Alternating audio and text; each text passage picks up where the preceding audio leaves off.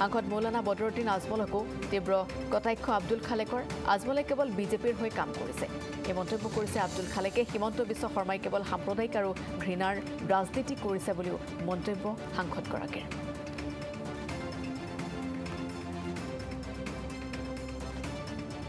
আজমল ডাঙৰীয়াক ৰাইজে 15 বছৰ চালে আজমল ডাঙৰীয়াক দেখিলে ৰাইজে যে 15 বছৰ ধুবুৰীৰ উন্নয়নৰ কাৰণে একো নকৰে সংখ্যালঘুৰ ট্ৰেডমাৰ্ক লৈ ৰাজনীতি কৰিলে সংখ্যালঘু ৰাইজৰ সমস্যাৰ আজি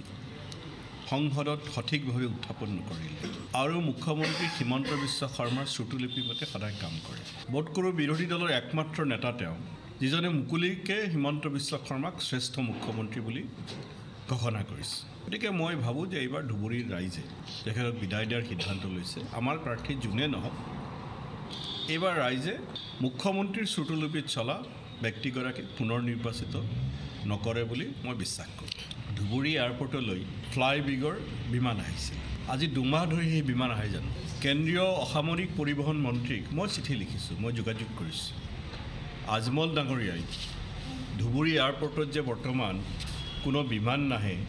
সেই কথা কেতিয়াবা কোৱা শুনিছে নেকি আপোনালোকে ধুবুৰীৰ যি জুইখলা কাৰখানা অতদিন ধৰি বন্ধ হৈ আছে আজমল ডাঙৰীয়া পাৰক নোৱাৰক বেলেগ কথা আমিতো কেতিয়াও শুনা নাই জুইখলা কাৰখানাটো পুনৰ আৰম্ভ কৰিবলৈ বা সেই কেম্পাছত কিবা এটা কৰিবলৈ তেখেতে চেষ্টা কৰিছে